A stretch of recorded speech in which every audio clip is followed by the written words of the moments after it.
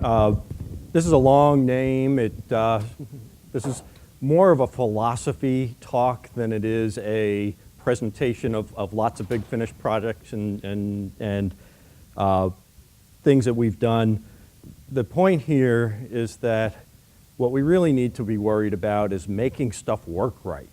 That when we actually go out and look at what people are doing in the lab, they struggle with getting all the tools to do what they need to do, and you'll see some of the reasons why as I go through the talk.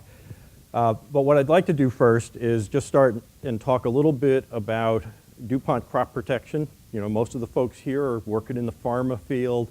Crop protection, it's a lot of the same science. We worry about synthesizing organic molecules that we test against a biological endpoint in order to do something that we want to have it do instead of something that we don't want to have it do. So it's a lot of the same type of science. Our informatics is, we've had a very strong informatics group for decades. We're relatively distinct within DuPont in terms of the type of computer issues that we have. And so we've had a strong local informatics group that interacts with the corporate group on a regular basis. But one of the big things, we're never going to be a single solution, single vendor environment. That there are just too many places that we're getting direction from or being pulled in different directions. And so we pick and choose from what's available out in the industry. There's been a really hard push for decades to try to separate our data from our applications. That in the past, we would have situations where an A in a field would mean one thing in one circumstance and something totally different in the other, and it would get interpreted at report time in order to turn it into the right value to the end user.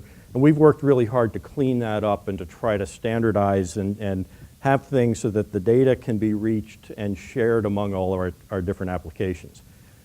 We migrate from one application to another. Sometimes it's by choice, and some of you will recognize the WLN, that's Wiswesser line notation. We did have a computerized automation system or database system based on that back in the 70s. And in the 80s, Max 2D came out, and we migrated from that one system from our custom into the Max system. We transitioned over to ISIS in around 1991, 1992, and just recently we've transitioned into ChemCard and Direct, all to handle the question of how do I find structures in my database. All of those steps were really big projects. We're talking about decade-long solutions. I think we heard earlier yesterday about decade-long solutions. Some of these transitions, the transition from ISIS to ChemCart, was something fraught with peril because we had people that had used ISIS for their entire careers, and all of a sudden we're asking them to change. Sometimes the fiat comes in, Lotus Notes being migrated into SharePoint. That was something we had no choice on. This was the corporate saying, we're getting rid of Lotus Notes and we want you to move everything over into SharePoint. And so that becomes then a point of contention. Okay, we had things that we did in Lotus Notes. How are we going to accomplish that in SharePoint? And so it's a challenging exercise. The other piece is that we have these really big steps that go on, but the organization needs change all the time. And so how do we respond to those short-term changes in need without impacting what goes on in terms of the manufacturing side of our informatics where things are relatively stable and need to be stable? So this is a sketch diagram of the type of the major systems that we have. This shouldn't surprise anybody. We have our communications and collaboration environment. Think email and SharePoint for file sharing. We have a sample management system where we maintain access to all of our physical chemical samples and ordering and retrieving. Test management, where the biologists manage what goes on in our test environment. Chemical registration, and then searching and browsing so that we can go out and pull back all of our data. Those are all pretty standard things representing most of our data here in the middle. there are a couple of places where we have to have ancillary databases, and they cause some trouble. Underneath everything, we do have the Accelerus Enterprise Server Pipeline Pilot, which is an important automation tool that we also use to make access to our computational tools more readily available to our users. So, as I said, we have lots of big things, we have lots of little needs, and so there's a lot of white space around the around the edges for us to do little things that make a big difference to the end users. It might be custom reports that might pull data from multiple applications so that you don't have to visit 4 different desktop applications to find the data that you want. A big one is automating manual steps, usually between apps, just so that it takes less time for the chemists to get, and the biologists for getting their jobs done. Correcting interface deficiencies. There are things that, especially when we have a system that is a commercial environment, that we really don't have a lot of choice over how things are done. Can we clean up the interface just to make it work better for our science? And then add-ins that extend functionality, sometimes requiring their own application. So there are extra things that we can add for that. So what I'm going to do now is walk through a few cases of places where things have worked out really well, and I'm going to end up with a case of, boy, we really blew it here. So where things aren't working so well. And one of the first ones I'm going to point out is the interacting with Lotus Notes and then with SharePoint. We have something that we maintain, a list that we maintain of project ideas. This is a set of projects that the chemists are using from a brainstorming standpoint to look for new starting points in our chemistry. And DuPont standardized in using Lotus Notes as a collaboration tool back in the 90s, and we very soon after that started to put chemistry ideas into Lotus Notes in a database in order to be able to share this and to really expose what was previously dark data, information that was out there but you could never see, and put it out where you could go and try to find out what were people thinking about and where did that idea come from. So they were all tied back together. One of the problems, and I apologize, I have some slides where I had to blank some stuff out. I can promise you, if I had left all the words in here, you would still have no more success in finding what you were looking for. When it's 5 or 6 of these, you can click through to them and you can find out what you're looking for pretty quickly. By the time you hit a couple hundred, it's like, well, how do I find the project that's related to the area that I'm looking for? But this is what we were presented with in Lotus Notes. This is what Lotus Notes could do. Lotus Notes was not chemistry aware. There's no structural capability, but it had rich text fields, and we convinced our chemists that there was value in embedding chemical objects into these rich text fields. And many of the chemists saw the advantage of that, and so would harass their neighbors if their neighbors were putting in pictures or were not putting in pictures at all. But that still left a point where it's like, how do I find the chemistry that I'm looking for? And so we set about to actually build a crawler that would go through Lotus Notes and find all the projects, pull all the embedded chemistry out, and then load it into a structured database. Now at the time, this was an ISIS-based database, which means it has to be a nice clean structure. It can't be a query molecule. There are all sorts of rules that the chemists aren't thinking about at all, and so we actually had to do a lot of cleanup of those structures. But what we ended up with was a search and browse database that the chemist could use to put in a search, find a molecule, and go immediately to that record in Lotus Notes. And we started to see a lot of benefit from that. We stopped getting duplicate projects. We wouldn't get 4 people putting the same idea in over the course of a 2 or 3 year time period, because they could find out that, oh, Joe did that 2 years ago and it didn't pan out, and that's why I didn't hear about it. So it really reduced a lot of the duplication. Now, when we got instructed to move over to SharePoint, we had an opportunity to build on what we had learned from the previous decade, but SharePoint not really chemistry aware, and this is where I hooked back in with the ChemAxon crowd, we selected Chem for SharePoint as a way of adding chemistry capabilities back into SharePoint to make it actually useful to us in R&D as more than just a place to stash files. And that was really important to us. And so in the case of the project view, it really looks a lot about the same. I've hidden the chemistry, and I'll show you why I've hidden the chemistry from the default view in a later slide. But it's the same deal where we've got the project titles and who did it, and being SharePoint, these are all filterable tabs, so I can click on one and just show me the ones that I created, and by the way, in this date range, and so I can do various drill down things. But and when I drill down, I can actually see the structure. This is an actual project, so I really do have to cover, and I'm sorry about that, even though you guys aren't mostly in the same field.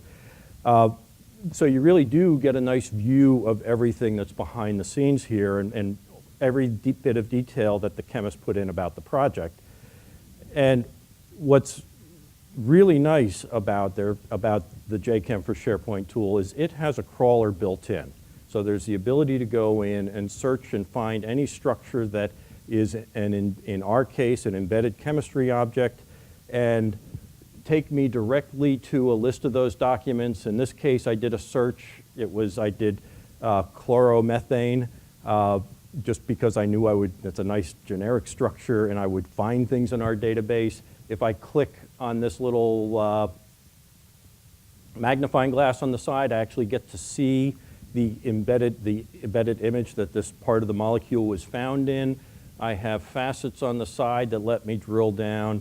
And as a bonus, because this is built on top of the SharePoint search capability, I can also search text simultaneously. So I can search text and structure simultaneously, and I really get a lot of value from this.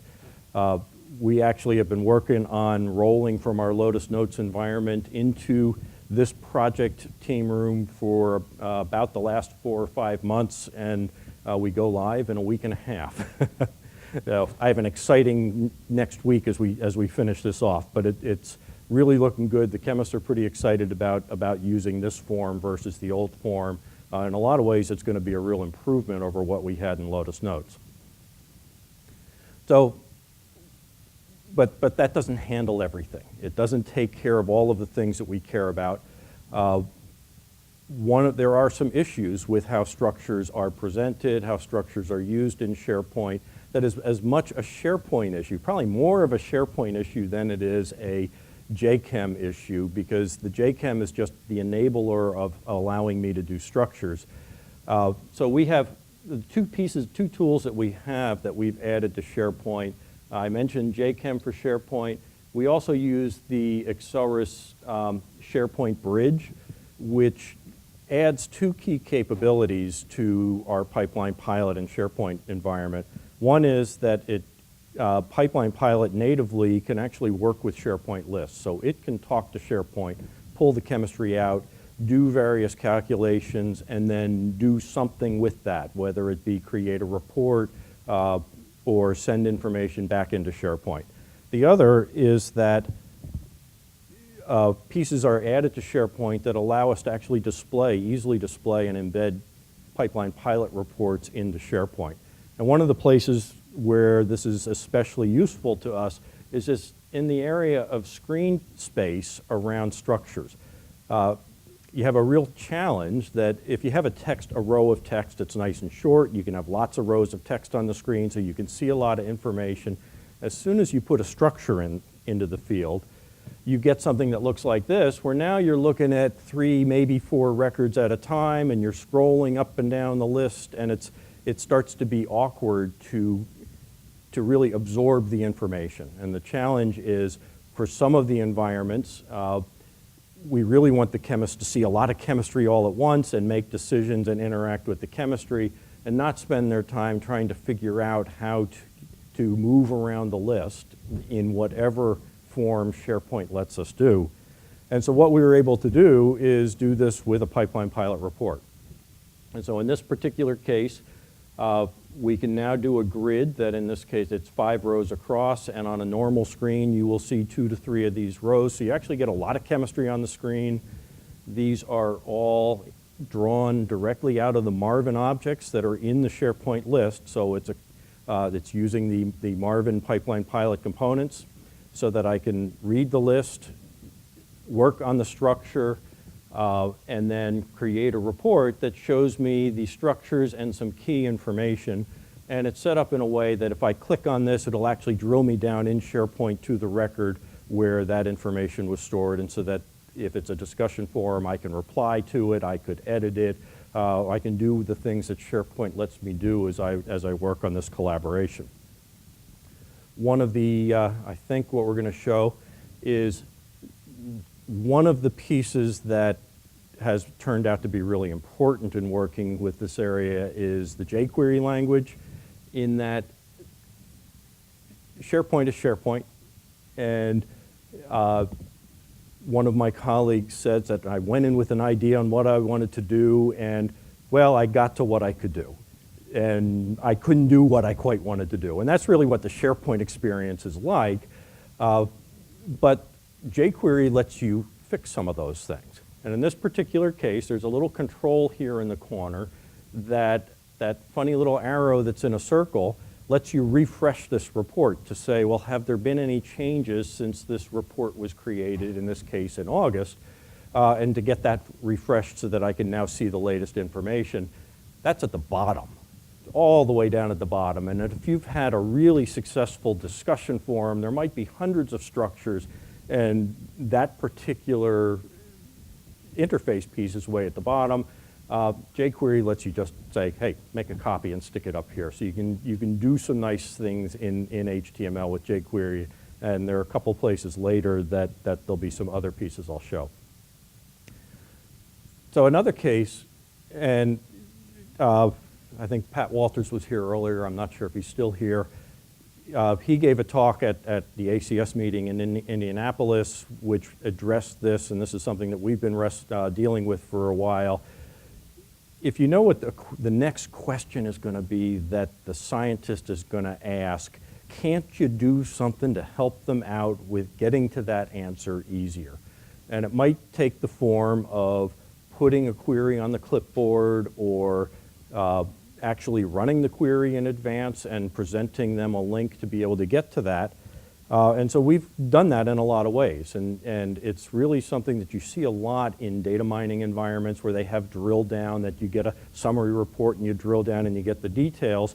Well, that works really well in a lot of our environments, and there are places where we can predict that we can predict that here's what the scientist wants to do next.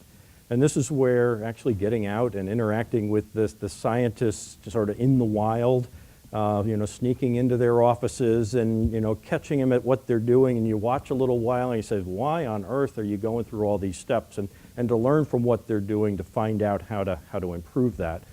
And it really makes a big difference. And one of the really nice parts is there's some new APIs, some web service calls that are available. The two that are most relevant for much of what we do, the Chem Abstract service has a new API that allows you to query their database in some simple ways, and Thomson Reuters has an API that allows you to make queries there. And if you can do things that make it easier for the chemist to interact with some of these external literature sources, it can really shorten the time that it takes them to get their work done. So here's just an example. We have a particular report. You'll see this in a little bit larger later. But there are a couple of secondary questions that the chemists routinely ask when they're presented with a molecule like this that we know they're being asked. We can run these queries while this report is being generated. It's a batch job. It doesn't matter if it takes longer.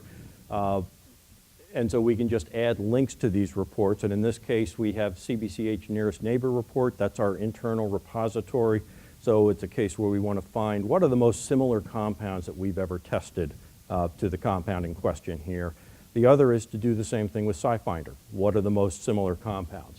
And it reports a number. In this case, this compound had 2,800 nearest neighbors according to the STN. And it's one of those things, after you look at it, after you get experience with this, that's moderately populated. I've seen cases as low as 7 which means that it's pretty much not in the literature at all. And I've seen cases with 40, 50,000, which is, boy, you're in the middle of a lot of literature, a lot of patents, and so you get some information about that. If in the case of a report like these two, which are slow to generate, similarity searching in either case is not as fast as people would like. It's not horrible, 20, 30 seconds isn't too bad, but they really, they want these things to pop up, and this is a report that's being generated offline, so we do that in advance. We generate a report that gives the nearest neighbors. It actually lists some information about the biological testing, and it's a little bit cryptic, but it's a form that our chemists and biologists can look at and say, oh, that was inactive. This one is even less activity, I'm even less interested, and then there'll be other cases where they can really see by the amount of testing that we've done that this is a hot compound and that's an interesting relationship. We then have some easy to generate fast follow-up queries that I can click on the fungicide and I'll actually drill down and see all the gory details of all. In this case, it would have been 22 records of actual fungicide data that was generated for this compound, and I can move forward from that pretty quickly. That's a nice, easy, fast report to run. So that's one of the types of things that we can do to aid in that. The other big thing is in the category of interactive reporting, that we've had a long history of people get in, they browse our tall, skinny tables, which is just run on record, data point, data point, data point. Pivoting has never been a strength of any of our systems and in how we use it. So we've had a long history of printed reports that format the data nicely in a way that allows the chemists and biologists to quickly understand the breadth of our data. We typically screen in anywhere from 6 to 24 different species, different rates, different test conditions. So it's a fairly complex set of data that we can present in a way that gets it to a point where the chemists and biologists can understand it quickly.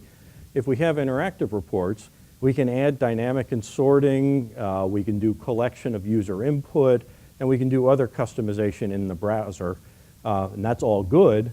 I also like the fact that we're not wasting a lot of paper, because people used to print out reports, they would look at them, they'd circle a couple things, and then it would go into the recycle bin. So it's a nice thing to not go through that.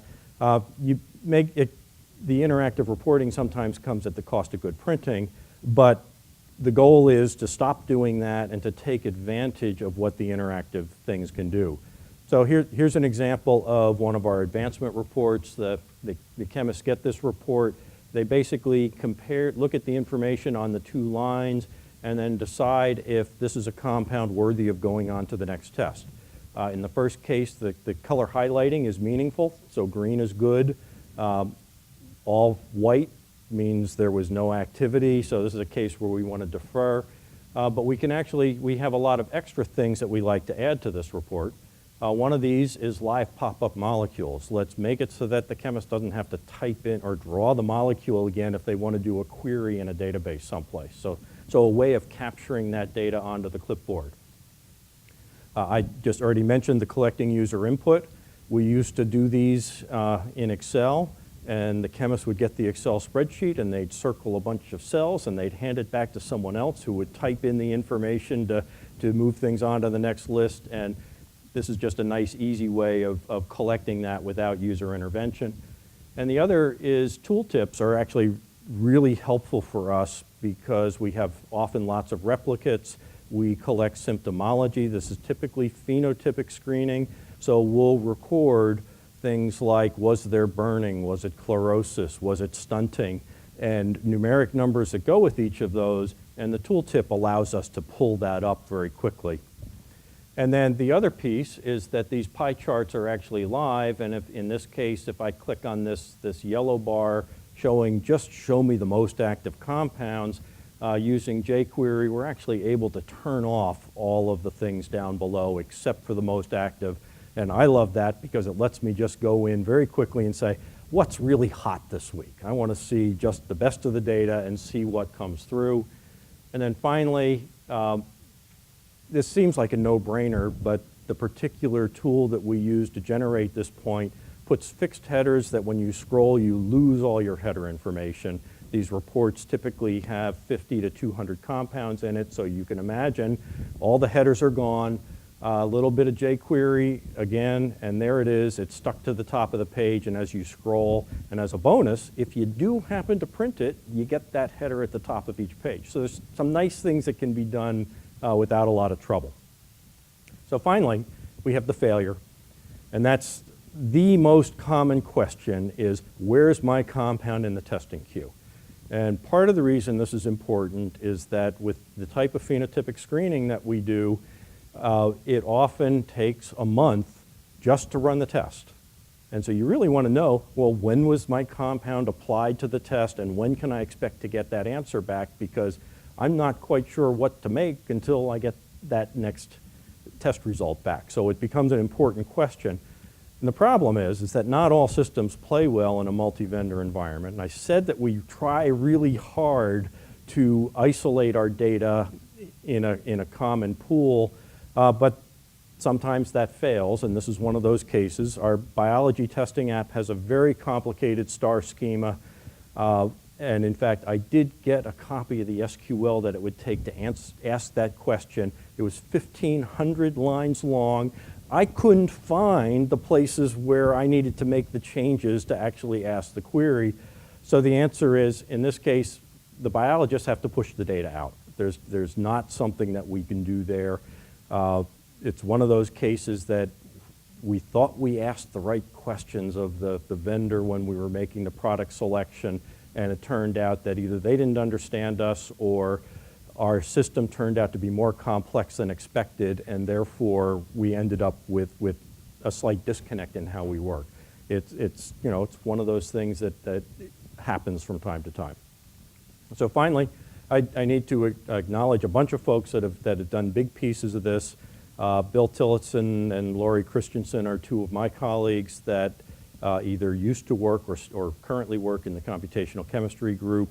Paul Kerr and Ray Vogley are two of the contractors that we have on staff in the IT group that help support a lot of these things.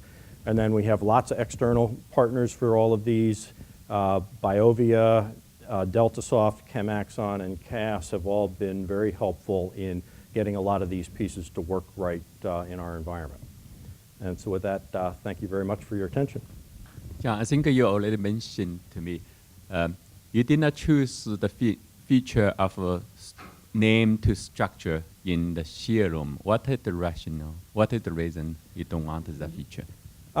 There are a couple of things. One is we have a really good history of getting the chemists to draw their structures and embed structures in their documents. And so that's essential. That without that, we would have had to do name to structure. The other piece is that most of the names are not relevant to the subject of the documents.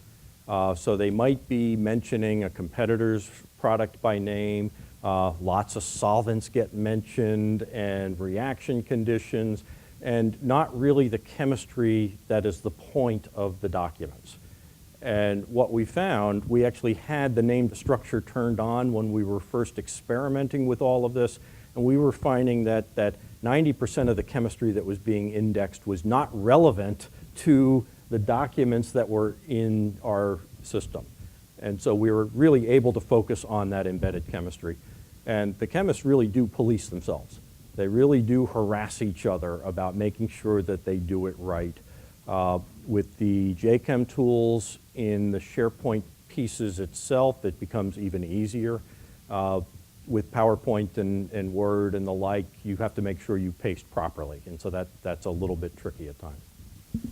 Just a historical note, 1991-92 time frame, we did had a similar problem with Lotus Notes. This was before IBM bought Lotus. And there was an application called Chemware, and you could index Lotus Notes and do structure-substructure searching on Lotus Notes databases. And I actually seen it, I had it up and running, and it actually worked quite well. Unfortunately, like so many things, it came and went. But I do know that it was possible, at least in the year about 15 years ago. And I can promise you that none of our support people knew about that.